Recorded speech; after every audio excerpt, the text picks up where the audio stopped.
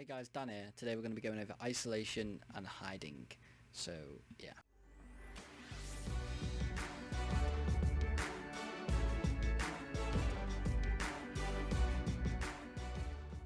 Alright, so we've got our 5 cubes here, all colour-coded. You'll see why we need to basically have a way of differentiating each one. So we've got our 5 cubes.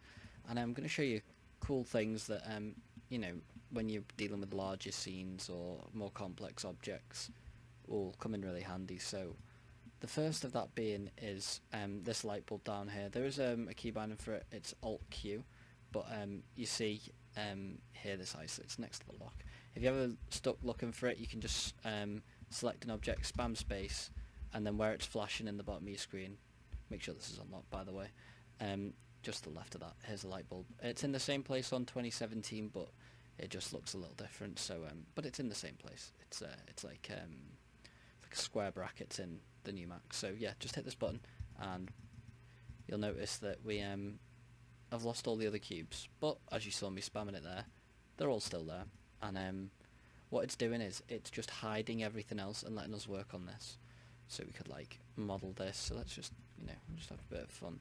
So we'll just bevel this in, and I don't know, let's just bring it out like that. So we can tell that each cube's different, and you can like work on that one in separate to everything else. So the key binder for that is Alt Q, by the way. For some reason, I don't know why my Mac is like this. I might be doing it wrong, but my Alt Q only ever takes me in. It doesn't bring me out. I don't know why.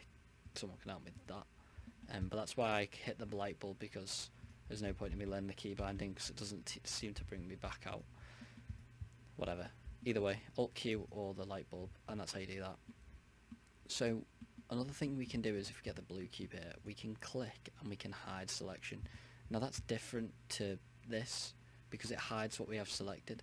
So there's a little bit of a difference, because now when we go in the light bulb, you'll notice the blue cube doesn't pop back up when we go in, whereas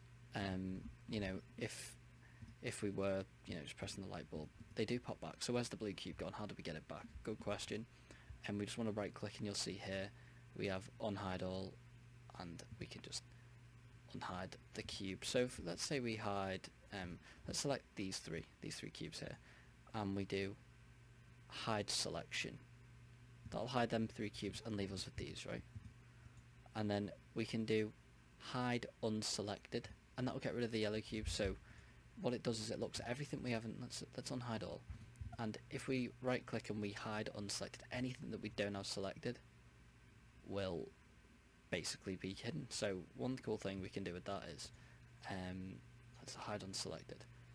Say it's easier for you to select. Obviously you can do hide selected, but say you've got it bound to a key.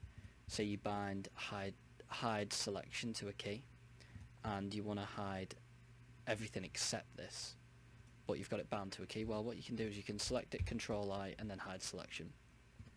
Do you get me? So if you have hide selection bound to, like, say, the H key, you know what I mean?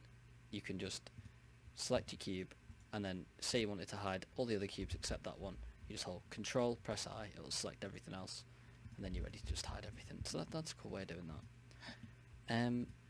So yeah, there's not really much to go through by this. I suppose I'll go over freezing as well. So what freezing does is you'll notice it gets rid of the texture, and we can't click it. It's like it's just there. It's like this invisible block in 3D space, and we can't touch it. Like, we can't model it, we can't click it. I'm clicking all over this now and it's not doing anything, and that's because we need to unfreeze it to able to enable it. And that's really good for blueprints and stuff, but be careful, because if you hide the selection, or freeze it, sorry, you'll notice that you won't be able to do that.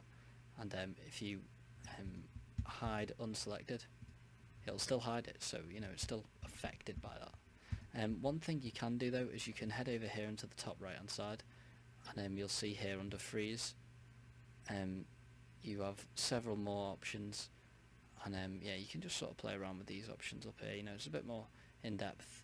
This wasn't meant to be a hide, sorry, it wasn't meant to be a freeze tool session, but that's something there, a little bonus thing. So anyway, I hope you learned something. It's definitely really helpful for when you're modelling. Just remember that let me unfreeze these. Whatever you've got hidden, isn't affected by your alt queue when you come back out. So worst case scenario, unhide all, and boom, it's all back. Thanks for watching, guys. Hope this helped. Yeah, see you later.